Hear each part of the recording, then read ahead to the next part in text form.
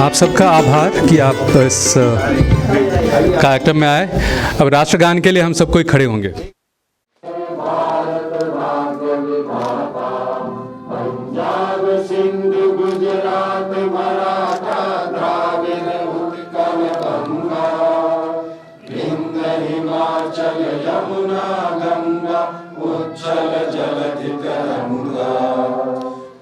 शुभ नामे जागे, तब शुभ आशीष मांगे, गाहे सब जय गाथा।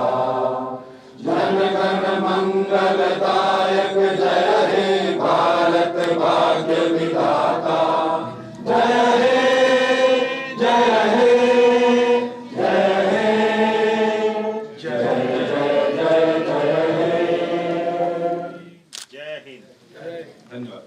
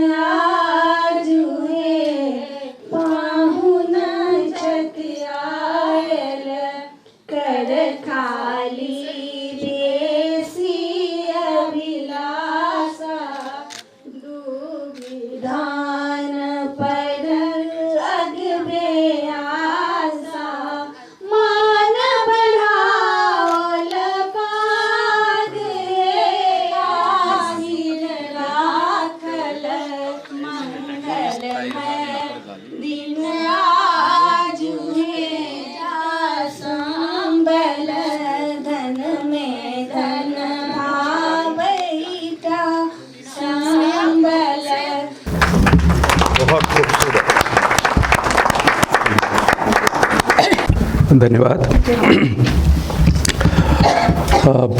सम्मान्य राज्यपाल महोदय, मंच पर विराजमान अन्य विशिष्ट अतिथिगण और इस सभागार में उपस्थित सभी सुधी साहित्य प्रेमी, ये जो मधुबनी लिटरेचर फेस्टिवल है, इसकी प्रेरणा मिथिला की जो साहित्य की परंपरा है, मिथिला की जो ज्ञान परंपरा है, उसमें बहुत अच्छे से विद्यापति ने कीर्तिलता के एक छोटे से पद में कहा था कि त्रिभुवन खेतहि काई तसु कित्तिवली पसरेई, अक्षर खंभा रंभ जई मंचा बंदी न दे। जो कीर्ति की पताका है किसी भी देश की, किसी भी राज्य की, किसी भी स्थान की, वो तभी संसार में फैलती है जब उस सभा मंडल के जो स्तंभ होते हैं वो अक्षरों से बनाए जाते हैं। तो उसी परंपरा का निर्वाह करते हुए इस लिटरेचर फेस्टिवल की भूमिका डॉक्टर सविता खान झा खान ने बनाई थी और उसको उन्होंने इम्प्लीमेंट भी किया। अब हम आगे बढ़ने से पहले अपने सम्मानित विशिष्ट अतिथि सम्मान्य राज्यपाल महोदय का पारंपरिक जो मिथिला की पद्धति है उसके हिसाब से पाग और दुपट्टा से करना चाहते हैं। इसके लिए अरविंद झा जी सम्मान्य राज्यपाल महोदय का पाग दुपट्टा से सम्मान करेंगे।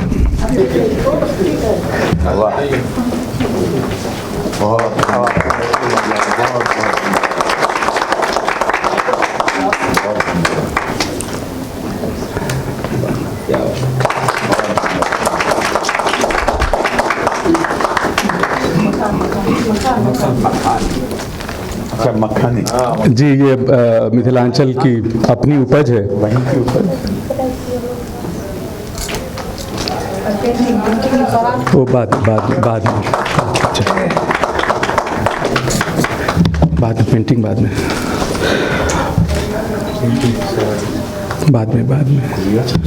यही आपकी लाइन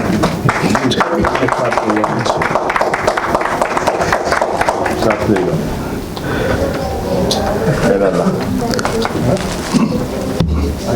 अब मैं आसिमा मेहरोत्रा जी से आग्रह करूंगा कि इस सभा के विशिष्ट अतिथि श्री रतीश नंदा जी का अभिनंदन पाग और दुपट्टा के साथ करें।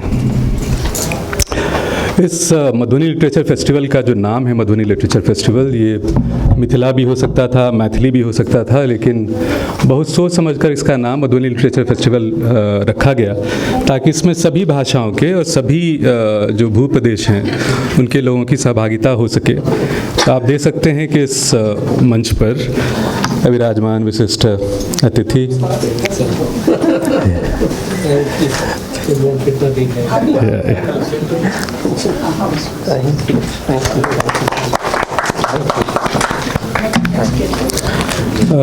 मनीषा जी से आग्रह करूंगा कि वो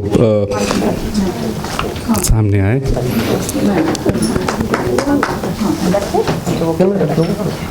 और इंदिरा गांधी राष्ट्रीय कला केंद्र के सदस्य सचिव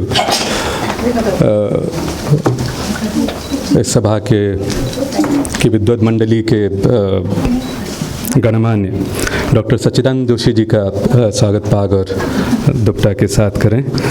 और मनीषा झा जी उनका सम्मान इस विधि से कर रही हैं।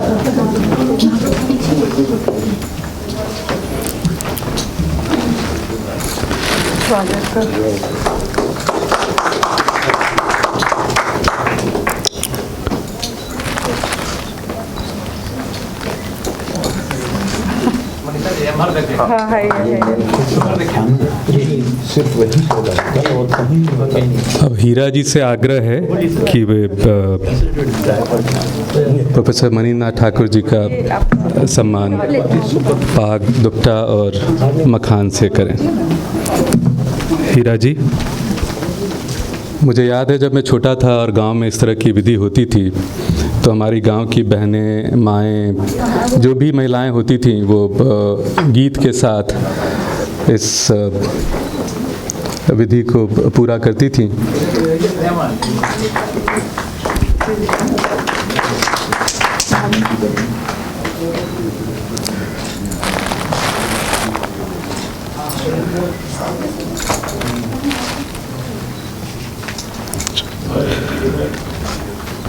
धन्यवाद। अब मैं अमरनाथ झा जी से आग्रह करूंगा कि हमारे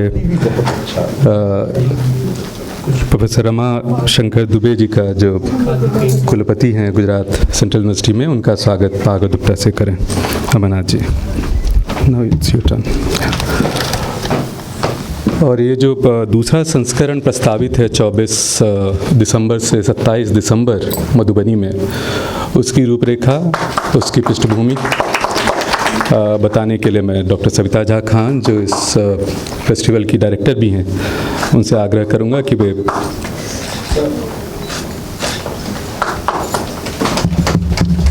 उसकी सूचना इस हाउस को दें। डॉक्टर सविता जी। बहुत बहुत धन्यवाद अखिलेश जी।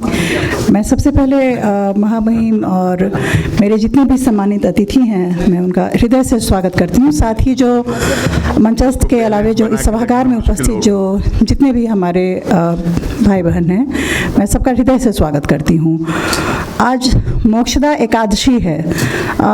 इसी एकादशी के दिन कृष्ण ने अर्जुन को गीता का ज्ञान दिया था। उस गीता के ज्ञान का सार जो है वो कर्म में है। मेरे ख्याल से विश्व भर में एकमात्र ग्रंथ है जिसमें बहुत विशिष्ट तौर पर कर्म को प्रधानता दी गई है।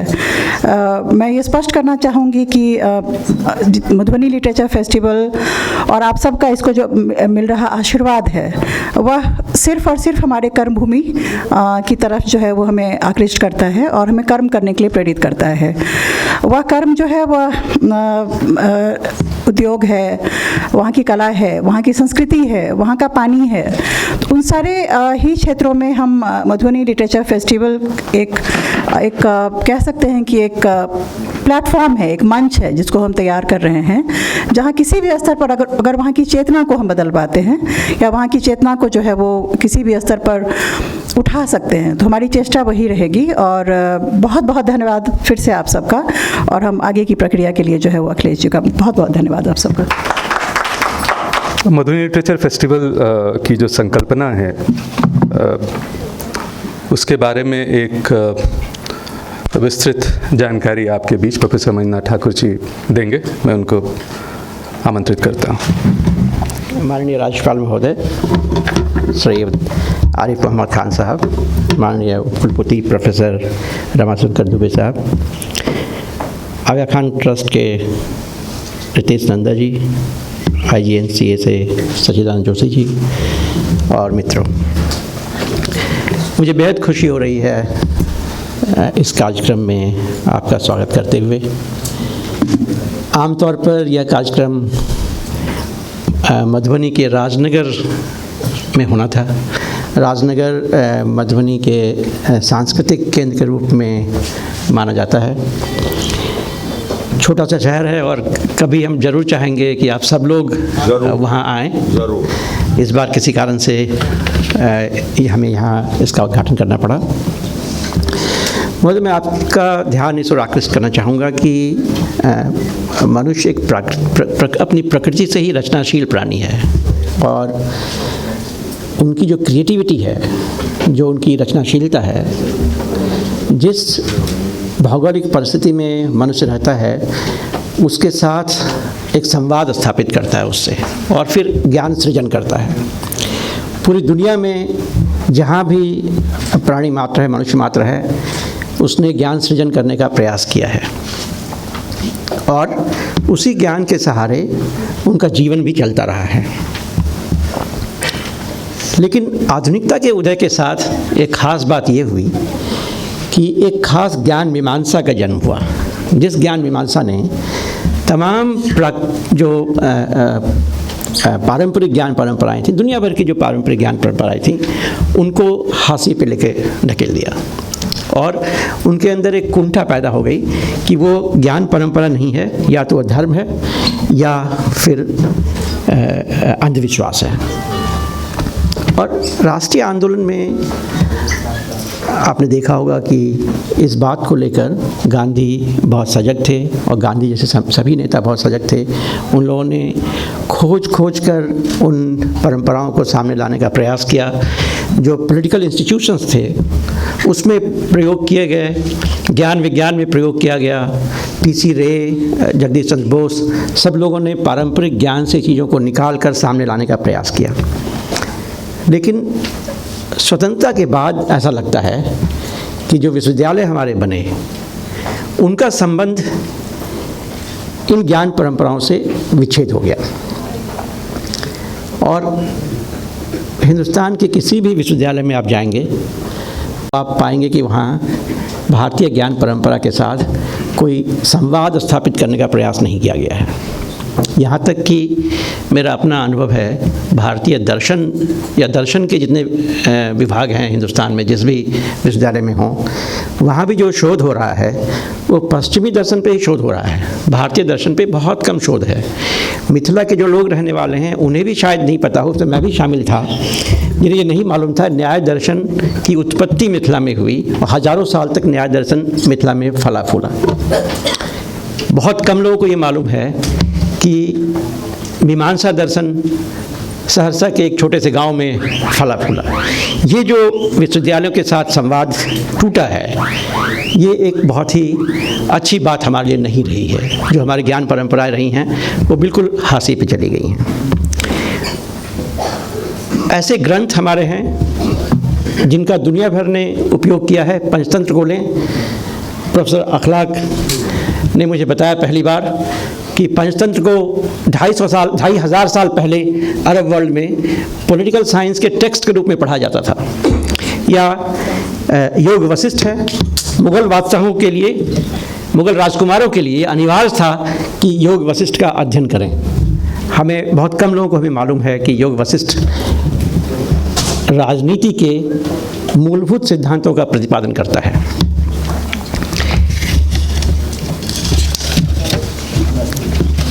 एक परेशानी इससे ये हुई, इस तरह का जो मामला बना उससे एक परेशानी ये हुई कि ज्ञान परंपराओं को अस्मिताओं से जोड़ दिया गया।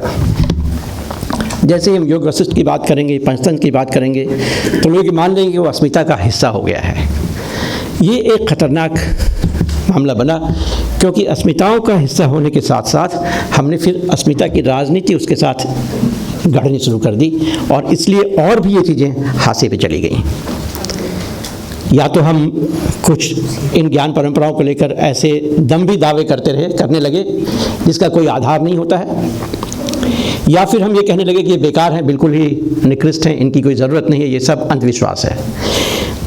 मधुबनी लिटरेरी फेस्टिवल इसी डिससेटिस्फैक्शन से, इस असंतोष से निकली हुई एक चीज़ है। जब गांधी कहते थे कि भारत गांव का देश है, तो इसका मतलब ये नहीं था कि गांव में जनसंख्या हमारी ज़्यादा रहती है। अक्सर हम कहते हैं 80% लोग गांव में रहते हैं। मेरा ख्याल है कि ये बिल्कुल बात नहीं थी। ये एक सभ्यतामूलक बात थी कि भारतीय ज्ञान का सृजन गांव में हुआ है, और हज़ारों गांव भारत में हैं जहां ज्ञान सृजन हुआ है। IGNCA के एक प्रोजेक्ट के बारे में जिक्र करना चाहूँगा। प्रोफेसर सरस्वती ने नॉलेज विलेज पे एक बहुत बड़ा प्रोजेक्ट किया था। उस प्रोजेक्ट को और आगे लाकर विश्वविद्यालयों के साथ उस पर संवाद करने की ज़रूरत है। हाल में जवाहरलाल नेहरू विश्वविद्यालय से प्रोफेसर अखलाक साहब हैं, यहाँ देवेंद्र चौबे हैं, प्रोफेसर संतोष शुक्ला हैं, इन सब लोगों ने मिलकर, मैं भी इसमें शामिल हूँ, ज्ञान परंपराओं को लेकर एक प्रोजेक्ट शुरू किया। और तब हमें पता चला कि भारत के उत्तर से लेकर दक्षिण तक हज़ारों ऐसे गांव हैं जिन्हें ज्ञान गांव के रूप में माना जाता है। आप असम में मयोंग एक जगह है जिसे तांत्रिक ज्ञान का पीठ माना जाता था। 9वीं शताब्दी में वो एक बहुत ही प्रसिद्ध गांव हुआ करता था। जब मैं वहाँ गया तो मुझे मालूम हुआ कि लगभग 300 टेक्स्ट हैं, ओल्ड असमी में लिखे हुए मैन्युस्क्रिप्ट्स हैं, जो वहाँ पढ़े हुए एक लाइब्रेरी भी बनाई गई है। दक्षिण में केरल में चले जाएं तो केरल में संगम ग्राम है, जिस संगम ग्राम में 5 जनरेशन्स ने, 5 पीढ़ियों ने मैथमेटिक्स में किताब लिखी। और अब ये सर्वमान्य है कि कैलकुलस की उत्पत्ति न्यूटन से 500 साल पहले केरल में हुई। बल्कि कुछ लोग ये भी कहते हैं कि पटना में जो भट्ट ट्रेडिशन था, जो आर्यभट्ट तारेगना विलेज के गांव के रहने वाले थे, उनकी पीढ़ी वहाँ से 12वीं शताब्दी में उस गांव में जाके बसी, और वहाँ पर जाके उन्होंने ज्ञान सृजन किया। और केरल सरकार ने तो केरला स्कूल ऑफ मैथमेटिक्स के नाम पर एक इंस्टीट्यूट बनाया है, जिसमें शोध करना है कि केरल के गणित में किस तरह का काम हुआ है। ऐसे बहुत से गांव हैं केरल में। एक समय में 12वीं सदी में लगभग 70 या 69 गांव बसाए गए थे, जो ज्ञान ग्राम थे, जो उत्तर से जाकर लोग वहाँ बसे थे। और ऐसा नहीं था वो सब ब्राह्मण थे। ख़ास बात यह है कि भट्ट परंपरा पर शोध करने वाले लोग कह रहे हैं कि भट्ट दलित परंपरा थी। उन गांव में अभी भी, मैं गया था केरल के शंकराचार्य विश्वविद्यालय में, तो मुझे पता चला कि वहाँ उन गांव से लगभग 3000 संस्कृत मैन्युस्क्रिप्ट्स जमा किए गए हैं, उन्हीं गांव से लाया गया है। मुझे ऐसा पता चला है कि कुछ ऐसे भी गांव हैं जहां मिथिला से न्याय परंपरा जाकर बसी है, और अभी भी वहां के मंदिरों में साल में एक बार मिथिला के प्राचीन परंपरा की तरह शास्त्रार्थ होता है, पब्लिक डिबेट होता है। गुजरात में अभी पता चला कि गुजरात में जैन मुनि भक्ति यश विजय जी हैं, जिन्होंने मिथिला के पंडित धर्मदत्त झा, जिन्हें बच्चा झा के नाम से जाना जाता है, उनकी एक पुस्तक है गूढ़ार्थ तत्वलोक, जिस पर टीका किया है। और 900 श्लोकों की उस पुस्तक में 90,000 श्लोक लिखे गए हैं। 14 वॉल्यूम में वो प्रकाशित है। बड़े तामझाम के साथ उन्हें वहाँ पर सम्मानित किया गया है। Centre for study of traditional system, जो मधुबनी लिटरेरी फेस्टिवल ऑर्गेनाइज करता है, इन विषयों पर शोध करने के लिए प्रतिबद्ध है।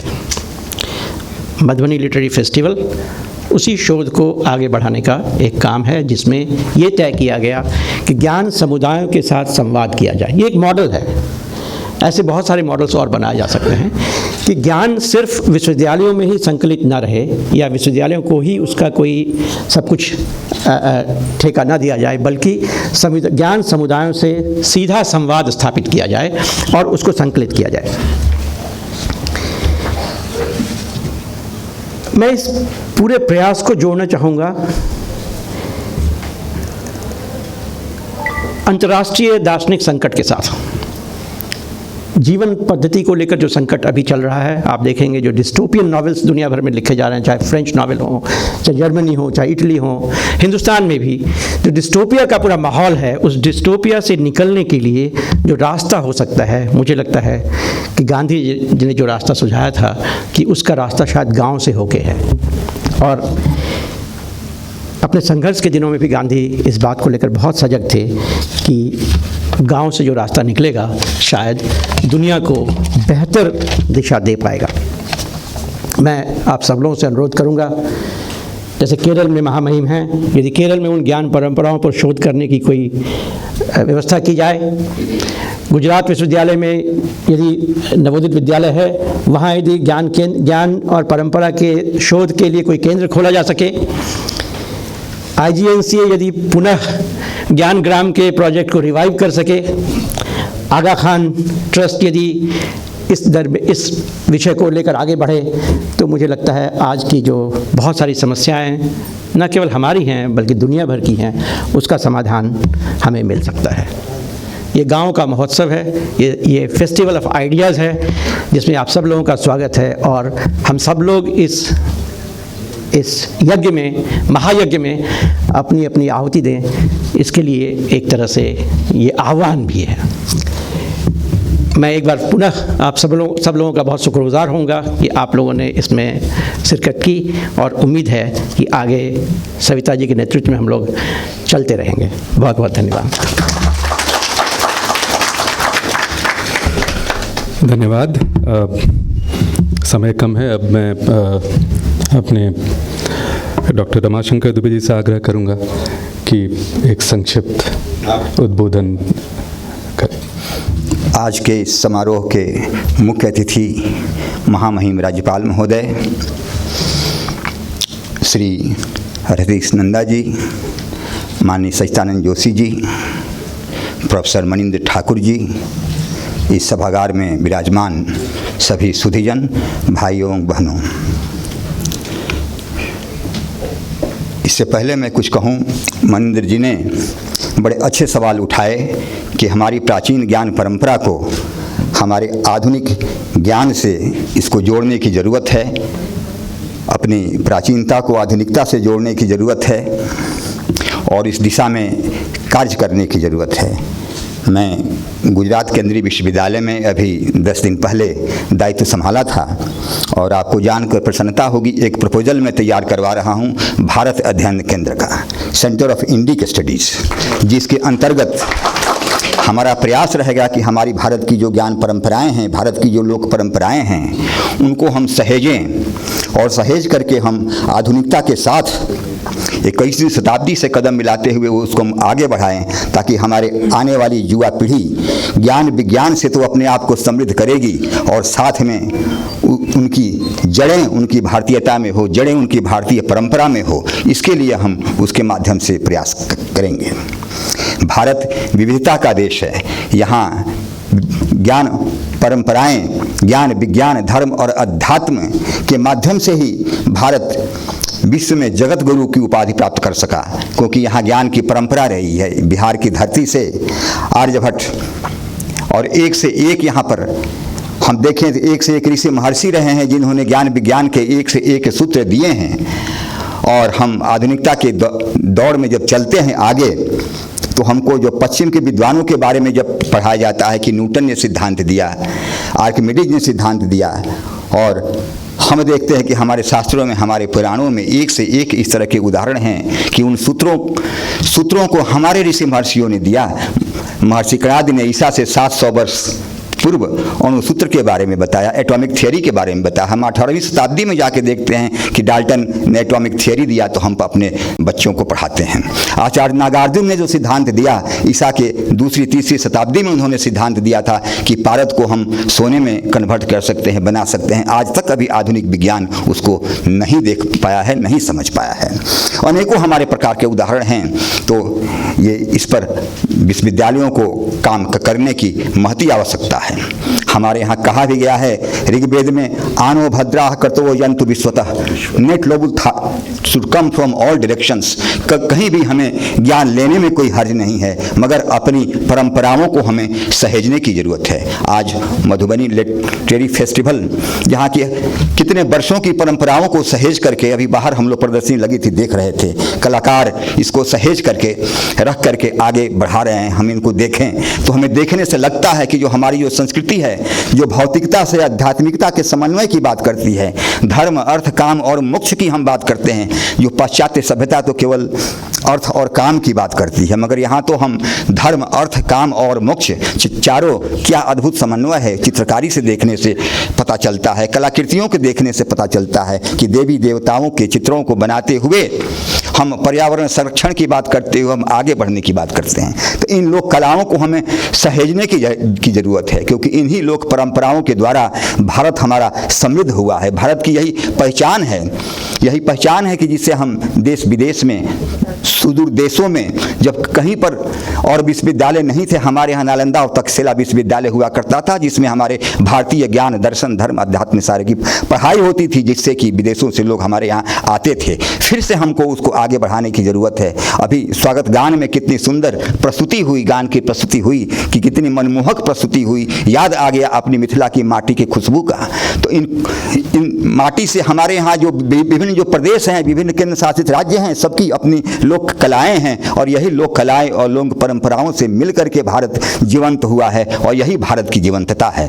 आज इस फेस्टिवल में आकर के अत्यंत प्रसन्नता की अनुभूति हो रही है। समय कम है, मैं साधुवाद देता हूं आयोजकों का, और कि फेस्टिवल आगे समृद्धि होती रहे, और विशेष करके जो हमारे जो कलाकार हैं, कलाकृति करने वाले हमारे जो लोग हैं, जो बहुत सारी, खास करके मैं कुछ दिन भागलपुर में था 3 वर्ष तक, वहाँ पर देखा कि सिक्की कला के उस सिक्की से बने हुए मौनी और दौरी, एक से एक तरह के अभी भी उसको सजीव करने वाले लोग पड़े हुए हैं, जो गाँवों में बसे हुए जो लोग कलाकार पड़े हुए हैं। हम उनको प्रोत्साहन देने की हमें आवश्यकता है, उन कलाकारों को आगे बढ़ाने की आवश्यकता है। कि आजकल तो मधुबनी पेंटिंग जो केवल पहले कागज पे हुआ करती थी, दीवारों पे हुआ करती थी, आज तो साड़ी के माध्यम से और सब माध्यम से, हैंडीक्राफ्ट के माध्यम से अंतर्राष्ट्रीय बाजार में पहुंच चुकी है। उसको हमें प्रोत्साहन देने की जरूरत है। बहुत बहुत धन्यवाद।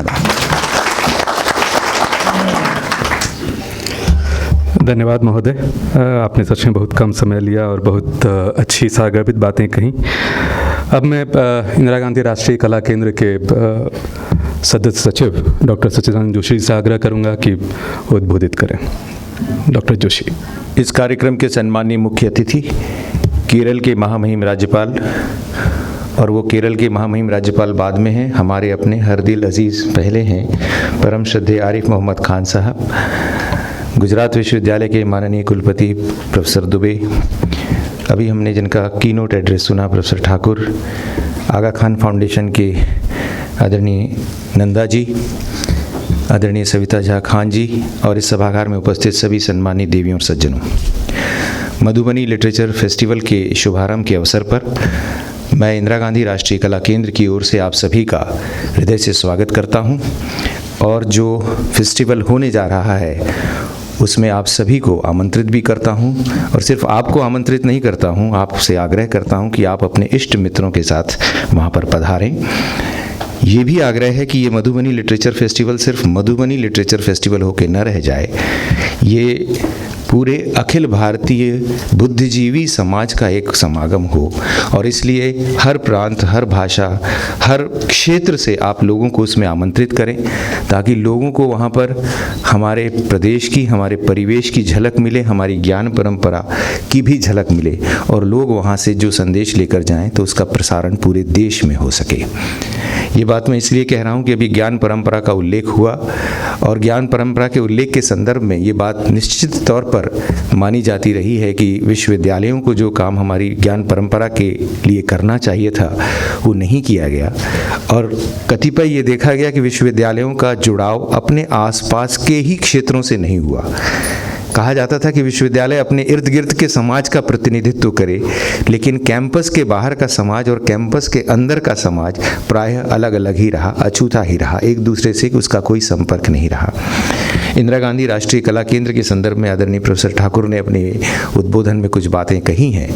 पिछले 3.5 साल में हमने जो छोटे छोटे प्रयास प्रारंभ किए हैं उसमें भारत विद्या परियोजना हमने प्रारंभ की 3.5 साल पहले, और ये देखने की कोशिश की कि इंडोलॉजी को यानी भारत विद्या को भारतीय दृष्टिकोण से देखने का प्रयास किया जाए। अभी तक ये माना जाता रहा कि इंडोलॉजी का जो कंसेप्ट है वो यूरोपियन कंसेप्ट है और इंडोलॉजी के कंसेप्ट को ज़्यादातर यूरोप के ही विद्वान अक्सर सुनाते रहे और हमें समझाते रहे। बाद में ये कंसेप्ट शिफ्ट होकर अमेरिका चला गया और अमेरिकी विद्वान आज हमें इंडोलॉजी के बारे में बताते हैं।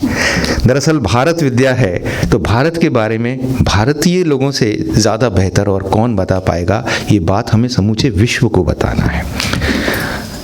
पिछले कुछ समय में हमारे विद्वानों को, हमारे इतिहासकारों को, हमारे शास्त्रज्ञों को इतना हतोत्साहित किया गया, उनके अंदर इतना हीनता का बोध डाला गया कि वे सब अमेरिकी इंडोलॉजिस्ट के ही एक तरह से चारण भाट बन गए और जिस तरह की व्याख्याएं उन्होंने इंडोलॉजी की उस तरह की व्याख्याओं का समर्थन करने के अलावा हमारे विद्वानों ने और कुछ नहीं किया।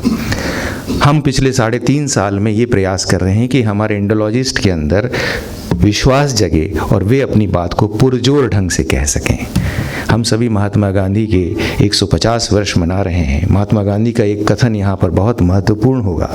उन्होंने कहा था कि विश्व के यदि सारे शास्त्र समाप्त हो जाएं, यदि सारे दृष्टांत भी समाप्त हो जाएं, तो ईशोपनिषद का पहला ईशावास्यम इदम सर्वम यत् किंतम जगत्याम जगत तेन तत्तेन भुंजता, सिर्फ इसमें इतनी शक्ति है कि ये एक बार फिर से पूरे भारतीय समाज को पुनर्जीवित कर सकता है।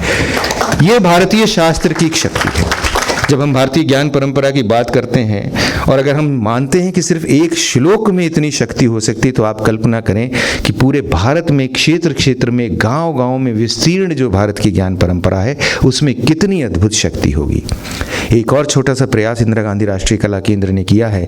पिछले वर्ष हमने भारतीय ज्ञान परंपरा पर एक फेलोशिप प्रारंभ की है। अध्येता उसमें अध्ययन कर रहे हैं। हम जानते हैं प्रोफेसर देवेंद्र स्वरूप ने इसमें बहुत महत्वपूर्ण काम किया था। भारतीय ज्ञान परंपरा के संदर्भ में उनके जो आलेख हैं, उनके जो निबंध हैं, उनके जो विचार हैं, वो लगातार लिखते रहे हैं और वो अभी तक असंकलित हैं। प्रोफेसर देवेंद्र स्वरूप की पूरी धरोहर, उनका पूरा ग्रंथ संग्रह इंदिरा गांधी राष्ट्रीय कला केंद्र को भेंट स्वरूप प्राप्त हुआ है। उसमें उनकी वो डायरियाँ भी हैं जिसमें उन्होंने भारतीय ज्ञान परंपरा के संदर्भ में लगातार लिखा है। हम कोशिश कर रहे हैं कि वो सारा संग्रह एक बार एक जगह उपलब्ध हो जाए ताकि जो बहुत सारे शोधार्थी हैं जो भारतीय ज्ञान परंपरा पर शोध करना चाहते हैं वो इस पर शोध कर सकें।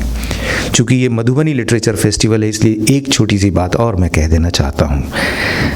हमारी आधुनिक टेक्नोलॉजी, अरविंद जी बैठे हैं, आधुनिक टेक्नोलॉजी के कारण से हमारी बहुत सारी जो जीवन की जो भावनाएं हैं वो सपाट होती चली जा रही हैं। मैं अक्सर कहता हूँ, थॉमस फ्रेडमैन ने तो लिखती किताब द वर्ल्ड इज़ फ्लैट वो लिखी इंफॉर्मेशन टेक्नोलॉजी के लिए, लेकिन दुर्भाग्य से इस इंफॉर्मेशन टेक्नोलॉजी ने हमारी सारी भावनाओं को भी सतही बना दिया है, सपाट बना दिया है। और उसका सबसे ज़्यादा नुकसान हमारी भाषाओं को हुआ है, क्योंकि जब हम कंप्यूटर पर टाइप करते हैं या जब हम मोबाइल पर टाइप करते हैं तो भाषा की जो खूबसूरतियां हैं, जो छोटे छोटे नुक्ते हैं, जो अर्धविराम हैं, जो बिंदु हैं, वही गायब हो जाते हैं। और आधुनिक पीढ़ी ने ये देखना शुरू कर दिया है और कहना भी शुरू कर दिया है कि अगर है और हैं में बिंदी नहीं है तो क्या फ़र्क पड़ता है, आपको तो मतलब समझ में आ ही गया है। मैं उन्हें अक्सर ये उदाहरण देता हूँ कि आपकी माँ सुहागन है, अगर वो किसी दिन बिंदी न लगाएं तो आपको कितना अटपटा सा लगता है। तो अगर हम भाषा से बिंदियाँ हटा देंगे तो हमारी भाषा की जो सुहाग है वो कहीं ना कहीं चला जाएगा। ये मैं बात इसलिए कह रहा हूँ कि जब हिंदी ही इस पूरे दौर से गुजर रही है तो मैथिली या और जो हमारी क्षेत्रीय भाषा हैं जिसमें अपार साहित्य संपदा छुपी हुई है, वो जनमानस तक कैसे जाएगी, इसके बारे में भी विद्वानों को विचार करना चाहिए। एक और बात भी मैं कहना चाहता हूँ कि जब हिंदी का हिंग्लिश हो जाता है और हम पूरे गर्व से हिंग्लिश को ही प्रचारित करते हैं, तो हमें ये भी सोचना पड़ेगा कि अगर हमारा बेटा या बेटी अपनी भाषा में घर में बात नहीं करता है तो वो हमारे लिए गर्व की बात नहीं है, शर्म की बात है। अपने बच्चों को अपनी भाषा में बात करने के लिए प्रेरणा देना, उनसे कहना कि घर में तो कम से कम घर की भाषा बोलो। मैं खुद मराठी भाषी हूँ और पूना, जो कि ऑक्सफोर्ड ऑफ ईस्ट कहा जाता है, विद्या का मायका कहा जाता है, पूना के परिवारों में लोग अक्सर कहते हैं कि हमारे बच्चे अब घर में मराठी में बात नहीं करते, they don't talk in Marathi these days, और वो गर्व से बताते हैं। और मुझे लगता है कि शर्म करने की बजाय अगर लोग इस बात पर गर्व कर रहे हैं तो कहीं ना कहीं ये चिंता का विषय है। मुझे उम्मीद है कि मधुबनी लिटरेचर फेस्टिवल इस ओर भी ध्यान देगा और कम से कम युवाओं में इस बारे में प्रेरणा जागृत करेगा कि हमें अपनी भाषा का गर्व हो, अपनी भाषा का मान हो और हम अपनी भाषा के साहित्य को भी अन्य भाषाओं के साहित्य के साथ उसी इज्जत के साथ पढ़ सकें। ये छोटी छोटी सी बातें हैं, लेकिन मुझे लगता है कि ये नई पीढ़ी को संदेश देने के लिए बहुत महत्वपूर्ण साबित होंगी। एक बात सिर्फ मैं माननीय राज्यपाल जी के लिए कह देना चाहता हूँ। IGNCA में अक्सर माननीय राज्यपाल और माननीय उपराष्ट्रपति महोदय जैसे महान विभूतियों का आगमन होता है और प्रशासनिक दृष्टि से हम लोग बहुत आतंकित रहते हैं प्रोटोकॉल को लेकर। आज जितनी सहजता से माननीय राज्यपाल महोदय आज इस सभागार में उपस्थित हुए हैं, एक बार जोरदार तालियां बजा दें। मैं ऊपर वाले से दुआ करता हूं कि आपकी ये सहजता, आपकी ये विनम्रता और आपका ये दोस्ताना भाव हम सब के बीच में हमेशा ऐसा ही बना रहे और आपका आशीष, आपका स्नेह हम सबको ऐसे ही मिलता रहे। बहुत बहुत धन्यवाद।